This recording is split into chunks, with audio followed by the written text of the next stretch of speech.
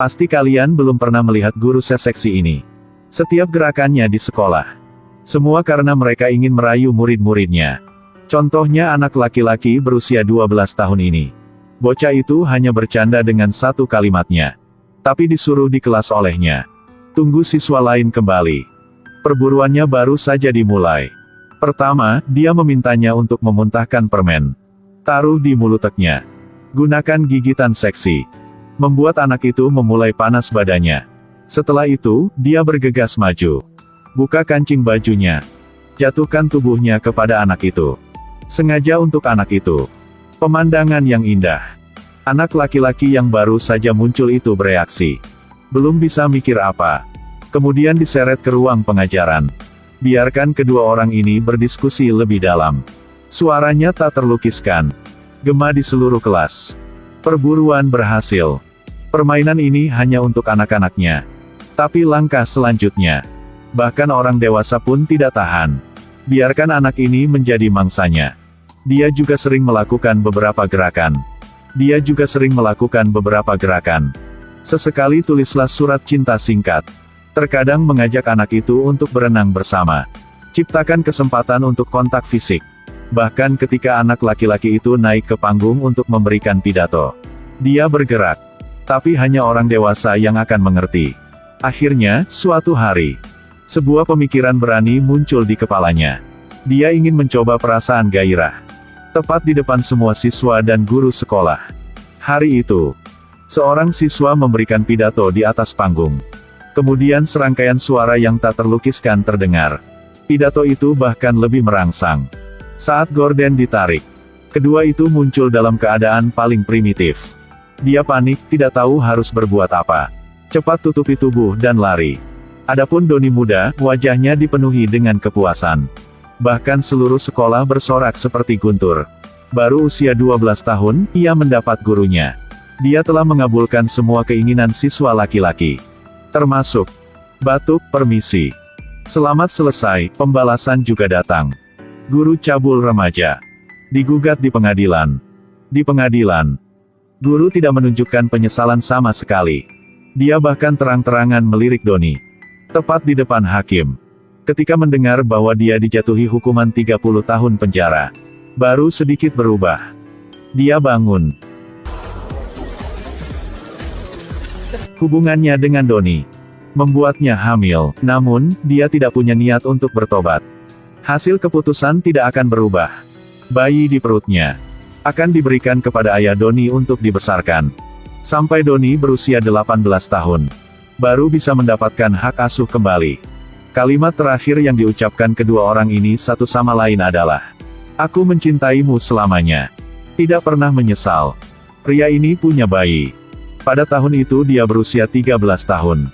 Setelah dewasa, dia tidur dengan ibu temanya. Kemudian dia tidur dengan rekan kerjanya setelah pergi ke bar bersama.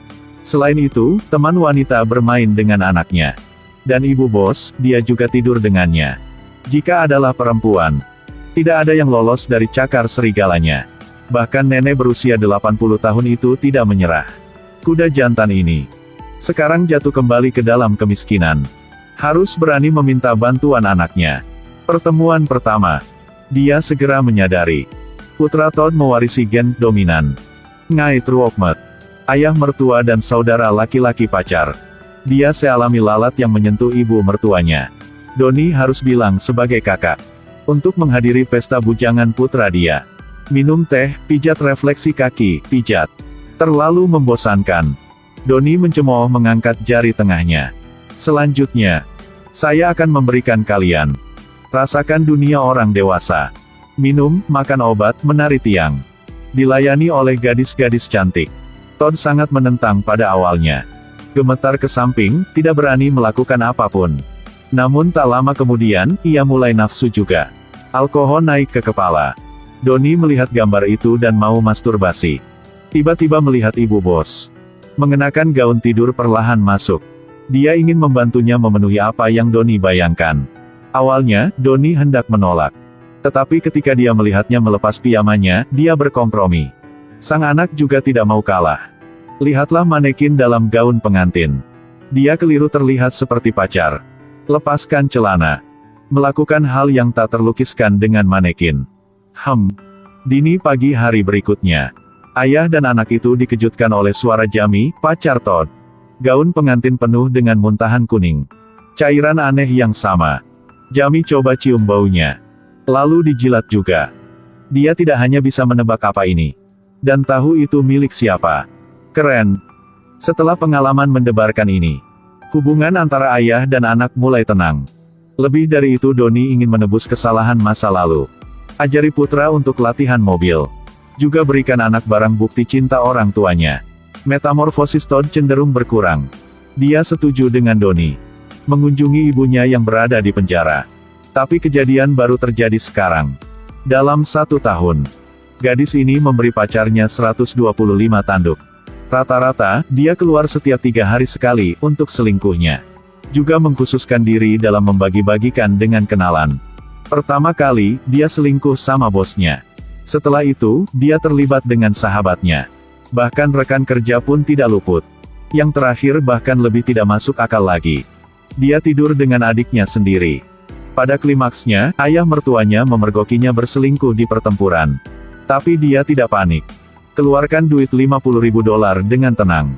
Lagi pula, ini bukan pertama kalinya. Ketika dia menelepon untuk berbicara dengan bos pacarnya, Donnie juga mendengar setiap kalimat dengan jelas.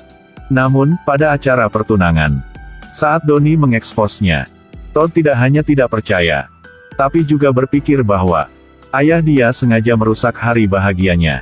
Dalam mata dia, Donnie adalah orang demi duit, yang bisa membuang segalanya. Ceritanya kembali ke 2 hari yang lalu. Todd bersemangat untuk mengunjungi ibunya di penjara. Tubuh langsing, gaya berjalan anggun. Bahkan tindakan minum air. Sama seperti masa lalu. Membuat ayah dan anaknya melihatnya dengan mata penuh nafsu. Kenangan 20 tahun yang lalu terbangun sekali lagi. Donnie menelan ludah dengan susah payah. Ibu dan anak masih belum mengatakan apa-apa satu sama lain. Kemudian dia menyambar telepon. Menggoda dengan guru lamanya. Melihatnya membuka kancing bajunya. Jantungnya mulai berdebar lagi. 2 orang menggoda lewat kaca. Ada juga beberapa gerakan yang hanya mereka berdua yang bisa mengerti. Tepat pada saat ini, sebuah mikrofon datang. Wartawan bergegas masuk seperti lebah memecahkan sarang. Jadi, semua ini udah diatur. Donnie berutang banyak uang. Jadi, Anda harus mengelabui putranya ke penjara wanita. Mengunjungi ibu yang berada di penjara. Gunakan ini sebagai berita terbaru untuk mendapatkan kompensasi. Todd tidak bisa menerima ini. Bergairah. Kemudian menemukan celana itu membuka resleting. Ditertawakan oleh orang banyak. Hubungan ayah anak rusak sekali lagi. Aku benci ayah. Ini pertama kalinya Todd memanggilnya ayah. Dan mungkin inilah terakhir kalinya. Donnie menatap kosong pada hadiah yang diberikan putranya tadi. Dia bermaksud untuk menemukan menantu perempuannya, memintanya untuk membantunya memulihkan hubungan ini. Mendadak, tertangkap adegan seks menantu dengan pria lain. Kaget bahwa pria lain juga adalah adik dari menantu. Kuda seperti Donnie juga tidak bisa menerima ini. Tapi dia kehilangan kepercayaan putranya. Sekarang hanya ada satu cara bagi Jamie untuk berinisiatif mengakuinya. Donnie merobek cek. Beritahu Todd. Tidak, jangan katakan. Mengatakan, kalau tidak, saya akan memberitahu semua orang di sini. Tragis mungkin hanya sebatas ini saja. Akhirnya mengetahui bahwa dia diselingkuhi pada hari pernikahannya. Bahkan bukan hanya 1 tanduk, selingkuhan. Dia menjadi gila. Kenapa? Kenapa? Kamu dan adiknya. Semua orang di sini sudah tahu. Todd juga terus terang mengakui identitasnya. Kembali menjadi diri sendiri. Sepanjang film adalah rasa humor. Tetapi ada juga banyak hal yang mendalam untuk direnungkan. Anak laki-laki demi kehormatan dan manfaat. Menolak ayah sendirinya. Bos memberi Todd kesempatan untuk bekerja sama. Juga karena dia ada hubungan dengan putrinya.